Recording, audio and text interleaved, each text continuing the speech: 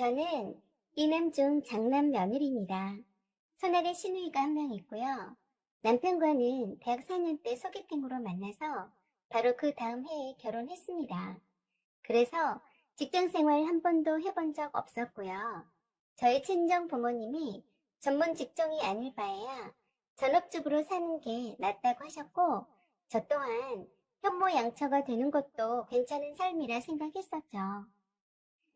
그래서 친정아버지가 제 명의로 된 한강변에 위치한 전망 좋은 아파트를 사주셨습니다. 그리고 틈날 때마다 부동산 관련해서 관심 갖고 공부하라고 하셨습니다.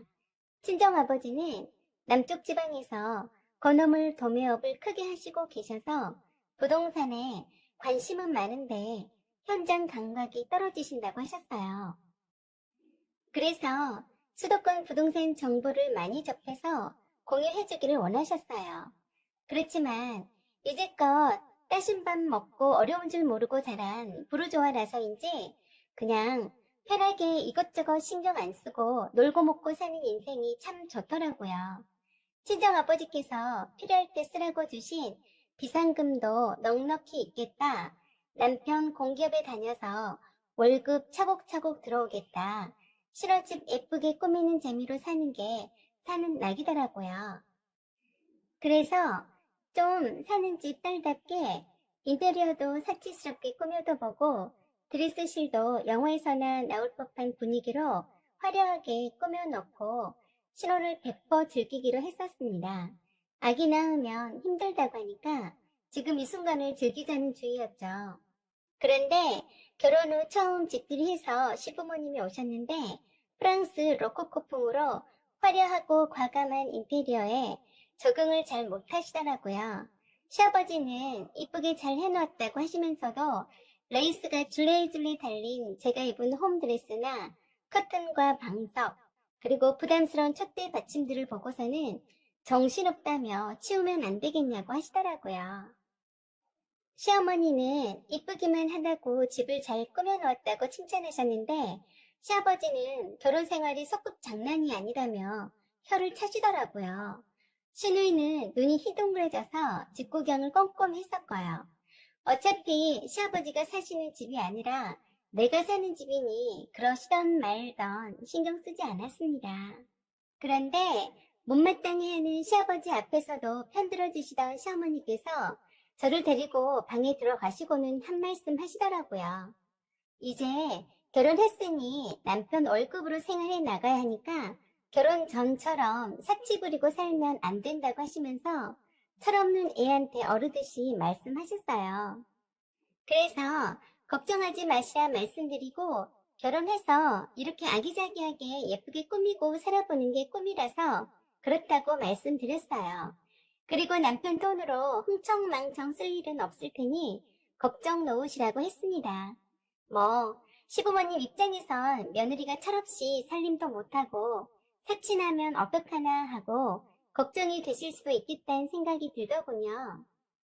그 뒤로도 시부모님께서 저희 집에 오시는 일이 별로 없었고 특별히 부딪힐 일이 없어서 잘 지내왔습니다. 저도 시대 식구들한테도 나름 잘했었고요. 아가씨나 도련님 생일 때 꼭 기억하고 선물 준비해서 멋들어진 맛집 식당에서 식사 대접도 하고 백화점 들릴 때마다 남편 옷 사면서 시부모님 것도 사서 선물로 드리곤 했어요. 물론 시부모님께도 매달 용돈을 정해놓고 드리는 것은 아니었지만 한 번씩 빌 때마다 적지 않게 용돈 겸 드렸어요. 남편 월급으론 어림도 없는 액수였죠. 아직 학생인 아가씨에게도 그랬고요. 그래서 우리 아가씨는 결혼해서 저처럼 다 차려놓고 살고 싶다고 하더라고요. 저야 부모 잘 만난 덕분에 풍족하게 살고 있단 걸 압니다. 대학에 들어와 보니 정말 힘들게 사는 친구들 많이 보면서 항상 부모님께 감사하고 있습니다. 그 즈음에 친정아버지가 집에서 빈둥빈둥 노는 거 지겹지도 않냐면서 슬슬 부동산과 경매 쪽 공부하라고 성하셨어요. 본격적으로 부동산 투자 관련 사업을 하시기를 원하셨거든요. 친정아버지가 적극 지원해 주시겠다고 하셔서 그쪽 관련 커뮤니티에 가입도 하고 관련해서 정보를 알아보고 있던 중에 남편이 지방으로 순회 근무를 해야 한다고 하더군요. 선택사항이긴 하지만 순회 근무를 하고 와야 승진도 빠르다면서 고민을 했습니다. 어차피 본사로 다시 되돌아올 건데 몇 년 떨어져 지낸다고 해서 탈 있겠나 싶어서 그냥 섭섭했지만 주말 부부로 지내자고 했습니다. 남편도 아직 신혼인데 떨어져 있고 싶지 않아서 함께 가면 안 되냐고 했지만 거절했어요. 제가 이름도 거창한 부동산 투자 사업을 시작할 거라서 안 된다고 했죠. 결혼한 지 1년을 다 채워가니 이 정도 신혼생을 보냈으면 된 거다고 생각했습니다. 시부모님은 부부가 함께 있어야 한다며 주말 부부 생활을 영 탐탁지 않게 여기셨어요. 아기도 얼른 낳아야 한다고도 하셨고요. 그렇게 짧은 신혼생활을 보낸 후 저희 부부는 주말 부부로 지내고 있었습니다. 그런 어느 날 도련님의 결혼날이 오고 갔습니다. 도련님의 결혼 문제로 의논 좀 하자고 남편이 있는 주말에 부르셨어요. 신우이와 도련님도 와 있더군요. 저는 도련님이 아직 상견례도 남아있고 결혼이 결정된 건 아니었지만 미리 축하한다고 밝게 웃으며 말했었죠. 그날따라 시어머니는 이것저것 많이 차리셨더라고요. 소불고기도 넉넉히 내오시고요. 평소엔 비싸다고 소고기를 잘 내오지 않으셨거든요. 암튼 도련님 장가가게 되어서 기분이 좋으신 것 같았습니다. 식사를 마치고 나서 시아버지께서 말씀을 꺼내시기 시작하셨어요. 도련님이 직장 생활이 얼마 되지 않아서 딱히 모아놓은 돈도 없는 데다가 시부모님도 여력이 없다고 하시면서 저희네 부부가 넉넉히 사는 것 같으니 좀 도와주면 좋겠다는 말씀이셨어요. 그러시면서 저한테 꼭 주말 부부를 해야겠냐고 하시면서 남편이 있는 지방에 내려가서 함께 살라고 하시네요. 그래서 저는 하는 일이 있어서 서울을 떠날 수 없다고 했더니 무슨 일을 할 거냐면서 꼬치꼬치 캐물으시네요. 특별히 직장이 있는 것도 아니면서 떨어져 지낸다는 것이 말이 안 된다고 하셨어요. 그래서 죄송하지만 저도 특별히 할 일이 있어서 어쩔 수 없다고 하고 저희 부부 일은 알아서 하겠다고 걱정하지 마시라고 말씀드렸더니 굉장히 불쾌하시더군요. 옆에서 시어머니도 부부가 떨어져 있으면 안 된다고 결혼했으면 남편 따라 살아야 한다고 부추기셨고요. 그러자 남편도 저희네가 의논해보고 알아서 하겠다고 하고 도련님을 향해서 어떻게 도와주면 되겠냐고 화제를 돌렸습니다. 그랬더니 도련님은 시아버지만 쳐다보고 말을 꺼내지 못하더라고요. 그래서 시아버지가 말씀을 하시기를 저희네가 집이 있으니 도련님 신혼집 장만에 돈을 좀 보태달라고 하시네요. 돈을 빌려달라는 게 아니라 보태라고 하시더라고요. 남편은 저희네도 결혼한 지 얼마 안 돼서 모아놓은 돈도 없고 해서 전세금 보탤 만큼의 돈은 없지만 최대한 돕도록 하겠다고 했습니다. 그랬더니 시아버지가 버럭 화를 내셨어요. 형이란 놈이 동생 집을 좀 해주는 게 아까워서 인색하게 구냐고 하시더라고요. 너네들이 돈이 없다면 그렇게 사치스럽게 살 수 있는 거냐며 대출을 받아서 해주던지 너네 집을 비워서 살게 해주던지 알아서 하라고 하시면서 안방으로 휑하니 들어가시더라고요. 그런 시아버지를 보면서 도련님은 뻘쭘해하면서 남편과 저한테 이번 한 번만 도와주면 정말 고맙겠다며 결혼은 해야 하는데 전셋집도 장만 못했다고 하면 면이 서질 않는다고 부탁한다고 했어요. 시어머니도 옆에서 형이니까 없는 동생 도와주라고 거들었습니다. 막말로 남편이 돈이 어디 있어요? 결혼할 때 시댁에서 집장만 하는데 돈 보태주셨나? 아니, 결혼 비용 대주셨나? 의문이 들더군요. 집은 친정아버지가 해주신 거고 혼수도 어차피 딸내미 쓸 거니까 친정아버지가 아낌없이 해주신 거고 그 외에도 시댁이 형편이 좋지 않아 보여서 하나밖에 없는 딸이 궁색한 결혼하는 것 싫어서 적지 않게 보태주셨는데요. 누가 봐도 돈 많아 보이는 며느리 믿고 그러신 것 같았습니다. 남편은 도련님과 시어머니에게 돈이 어디 있다고 대놓고 전셋집 도와달라고 하냐고 하면서 대신에 최대한 결혼식 비용에 조금이라도 보태겠다고 했습니다. 그리고 도련님한테는 없으면 없는 대로 시작하라고 하면서 남편도 결혼할 때 전세금이 턱없이 모자랐는데 그걸 알고서 장인어른이 집장만 해주셔서 덕분에 사는 것처럼 사는 것이지 그렇지 않았으면 월세로 시작했을 거라고 말해주었어요. 그리고 염치 없이 장인어른이 해주신 아파트를 담보받아서 대출해줄 수 없으니 은행에 대출받고 부족하면 월세로 하던지 하라고 말했습니다. 남편이 그렇게 단호하게 말하자 시어머니는 제 손을 붙잡고 사정하듯이 대놓고 도와달라고 하자 참 난처하더군요. 시어머니는 자존심도 없으시나? 하고 생각했습니다. 도련님 신혼 전셋집을 며느리한테 구걸하시다니 제가 돈을 쌓아놓고 주체 못하는 며느리쯤으로 아시는 것 같았어요. 시동생 전셋집 보태주면 그 다음엔 시누이? 그래서 안 되겠다는 생각에 한 번에 적지 않은 용돈을 시어머니와 시누이에게 주었던 것을 일단 끊어야겠다고 생각하고 그 뒤로 일절 주지 않았습니다. 선물도 생일 때 아니면 따로 하지 않았고 좀 더 소박하게 준비하기로 했어요. 10번 잘하고 한 번 못하면 못하는 것이 된다는 말이 맞더군요. 그동안 나름대로 시댁 식구들한테 잘해왔었는데 도련님 전셋집 해주지 않았다는 것으로 잘못한 며느리로 낙인 찍히는 듯 했습니다. 도련님 결혼자금으로 쓰라고 남편이 적금 통장 탈탈 털어서 줬다고 했어요. 제 돈은 한 푼도 안 들어갔고요. 그걸 하신 시부모님은 굉장히 저를 괘씸해하는 것 같았습니다. 태도가 이전과는 완전 돌변하셔서 저를 보실 때마다 곱지 않은 시선이 느껴지더라고요. 쌓지 않은 며느리 돈을 쓰려고 했는데 아까운 아들 돈을 썼다는 거겠죠. 말끝마다 네 시동생은 굴속 같은 집에서 사는데 하면서 안쓰럽다는 듯이 저 들으라고 지겹게도 말씀하시더라고요. 남편 없이 그 큰 아파트에서 혼자서만 호화스럽게 샀다는 거겠죠. 아들은 뼈 빠지게 일하느라 지방에서 골방에서 고생한다고 생각하시고요. 자주 만나 뵐 일이 없으니 저러시다 말겠지 했습니다. 그런 후 얼마 지나지 않아서 서방님네는 속도 위반을 하셨는지 몰라도 결혼한 지 5달 만에 첫 애를 낳으셨어요. 시부모님께서는 매우 기뻐하셨지만 저를 향한 시선은 곱지 않으셨는데 시아버지께서 그러시더군요. 집에서 뭐 하냐고요. 직장 다니면서도 네 동서는 애기도 잘 낳았는데 결혼한 지 한참이나 지났는데도 집에서 놀면서도 아기 소식이 없나고요. 그래서 제가 집에서 놀고 있지 않고 돈 벌러 다닌다고 했어요. 어디냐고 물으시길래 부동산 사업 추진 중이라고 말씀드렸더니 그냥 코웃음 치셨습니다.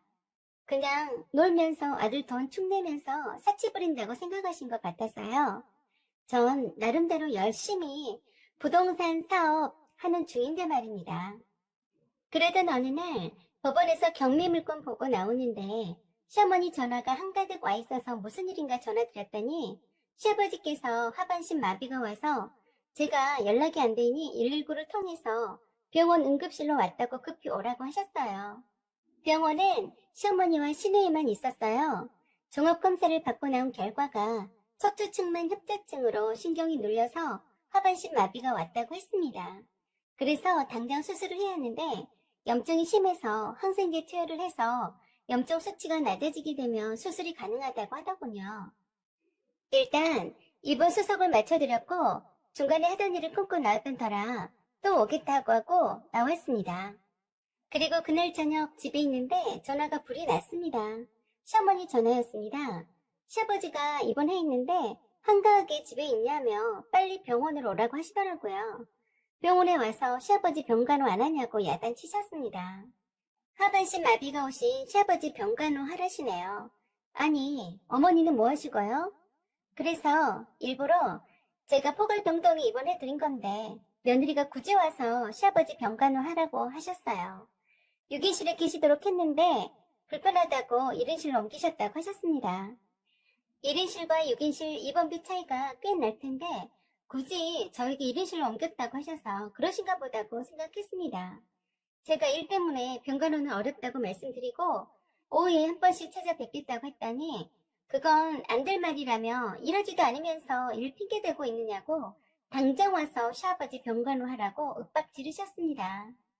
그리고 시어머니는 갑자기 어떤 병이 생기셨는지 허리가 아파서 잠깐도 병원에 있기가 힘들다고 하시면서 하루 종일 병실을 지키라고 하시더라고요. 시누이는 학교 다녀야 하니 안 되고, 동서는 애기 키워야 하니 안 되고, 서방님은 직장일로 힘들 테니 안 되고, 저밖에 없답니다. 그래서 제가 저도 일하러 나가야 하니까 시아버지 병가는 못 해드린다고 하고 바로 끊어버렸습니다. 계속 듣자 하니까 시어머니 말씀이 너무 하시더군요. 허리가 아프건 안 아프건 남편이 하반신 마비가 와서 기저귀 차고 있고 포월병동이라 간호사가 다 알아서 해주기 때문에 가족들 병문안 시간도 정해져 있는데 행여 나 몰라라 할까봐서인지 난리 부르스를 하십니다. 저는 바로 남편에게 전화를 해서 여차여차 얘기해주고 어머니를 진정시켜달라고 했어요. 포월병동이니 가족이 한 사람만 면회가 가능하다고요. 그런데 그걸 설마 저보고 혼자 맡아서 하라고 하시는 건 아닐 거라고 생각했습니다. 남편이 시어머니랑 통화한 후에 주말 끼워서 며칠 연차를 내고 시아버지 병실을 지켰습니다. 그것 때문에 시어머니가 또 저에게 전화해서 바쁜 아들을 불러내서 병실을 지키겠다고 야단하셨어요. 저는 그냥 가만히 듣고만 있었습니다. 남편은 병원에 잠깐 면회 올 수는 있어도 병간호하러 오지 않아도 된다고 했어요. 그리고 시어머니께도 저를 따로 병실로 부르지 말라고 말씀드렸다네요. 그런데 시어머니가 병원비는 어떡하냐고 하시더래요. 그래서 남편이 병원비 걱정은 하지 말라고 했답니다. 자기가 책임지겠다고 했다네요. 시아버지는 항생제 과다 투여로 급성 신부전으로 의식불명이 되어서 중환자실로 실려가게 되었습니다. 중환자실에서는 하루 3번 30분만 가족들 면회가 한 명만 가능해서 딱히 병간호할 필요가 없었어요. 그런데도 시어머니는 저보고 매일 병원에 오지 않는다고 성하셨습니다. 처음엔 장난 며느리라서 그러신 줄 알았습니다. 그런데 그게 아니라 병원비 때문이었다는 걸 알게 되었어요. 어느 날 시어머니가 시아버지가 위독하다고 만사 제껴두고 달려오라고 해서 하던 일 멈추고 급히 갔는데 아무도 안 왔더군요. 저만 혼자 부르셨더라고요. 아저씨나 동선이한테도 위독하단 말 듣지 못했다고 나중에 들었습니다. 원무과에서 병원비 결제해달라고 하니까 저보고 병원비 내라고 위독하다고 거짓 부럼까지 해가며 오게 한 거였더라고요. 안 믿기실 겁니다. 저도 설마 했으니까요.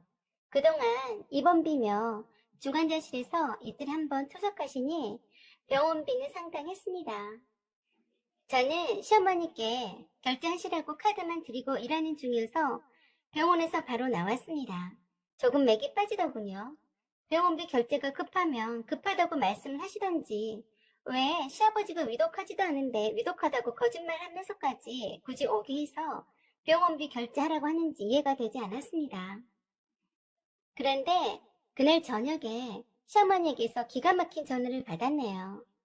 왜 아들 신용카드를 주었냐고 하셨어요. 그러면서 그렇게 시아버지 병원비 대주는 게 아깝냐고 노래를 부르셨습니다. 돈도 쌓아놓고 살면서 거기에다 남편이 벌어다 준 돈으로 호의호식하면서 시아버지 병원비가 아깝다냐고 하시면서 당장 와서 병원비 결제하라고 하셨습니다. 며느리 카드인 줄 알고 받았는데 가만 보니 뒷면 서명란에 아들 이름이 있어서 뼈 빠지게 고생하는 아들 돈을 어떻게 병원비 한 큐에 쏟아 넣느냐는 말씀이셨어요. 돈 많아서 사치하고 호화롭게 사는 며느리 돈으로 병원비 결제하라는 말씀이셨어요. 어찌 말씀하신지 궁금해서 아무 말도 않고 듣고만 있다가 중간에 시어머니가 하시는 말씀을 녹음했습니다. 남편한테 들려주려고 했어요. 그러시면서 저보고 장남 며느리니 병원에 와서 하루 종일 시아버지 병간호와 병원비를 다 책임지라고 하십니다. 대충 듣다가 제가 어머니께 물었어요. 어머니, 며느린 제가 시아버지 병간호하고 병원비를 다 책임져야 해요? 아들이 번 돈은 싫다고요? 며느리 돈으로 시아버지 병원비 대라는 말씀이시죠? 그랬더니 시어머니께서 하시는 말씀이 네가 생각이 있는 애 같으면 네가 돈 좀 가지고 있으니 좀 베푸고 살면 좋지 않니? 하시더라고요. 그래서 제가 그랬습니다. 어머니, 호구 며느리 바라신 것 같은데요. 아들 돌려드릴 테니 원하시는 호구 며느리 다시 잘 찾아보세요. 하고 끊었습니다. 그리고 나서 남편에게 녹음 내용과 함께 톡을 보냈어요. 당신 어머니가 호구 며느리 원하셔서 우린 안 될 것 같다. 집비분 바꿀 테니까 앞으로 여기 올 생각 마라. 하고 보냈습니다. 그리고 남편 옷가지나 자잘한 물건들을 용달이 실어서 시댁으로 보내버렸습니다. 시댁 식구들 전화 빗발치는데 받지 않았더니 열받으신 시어머니가 저희 친정집에도 전화해서 딸을 그따위로 가르쳐서 시집 보냈냐고 열을 내시고 전화 끊더라고 친정 부모님께서 연락 왔습니다. 그동안 있었던 일을 말씀드리고 시어머니 원하시는 며느리 얻도록 해주겠다고 하고 전화 와도 받지 말라고 했습니다. 걱정되신 친정 부모님이 당장에 올라오신다고 하셨습니다. 그리고 남편도 올라와서 문 두드리는데 문 열어주지 않았더니 밤새 그러길래 그 늦은 밤에 시어머니한테 전화해서 아드님이 내 집 앞에서 와서 문 열라고 난리 판꽃이니까 제발 데려가 주세요. 하고 끊었습니다. 솔직히 좋은 배경인 남자를 만나서 결혼할 수도 있었지만 포기하고 남편 하나만 보고 한 결혼이었는데 씁쓸합니다. 남편이 웬만해선 저랑 헤어지려고 하진 않을 거예요. 저도 남편만 보면 헤어지고 싶진 않습니다. 그러나 결혼이 사랑만 가지고 되는 것이 아닌 것 같아요. 제가 행복해지려고 결혼한 것이지 희생을 강요받기 위해서 또는 책임을 떠안기 위해서 하는 건 아니니까요. 사연은 여기까지입니다. 여러분의 생각과 의견을 나눠주세요.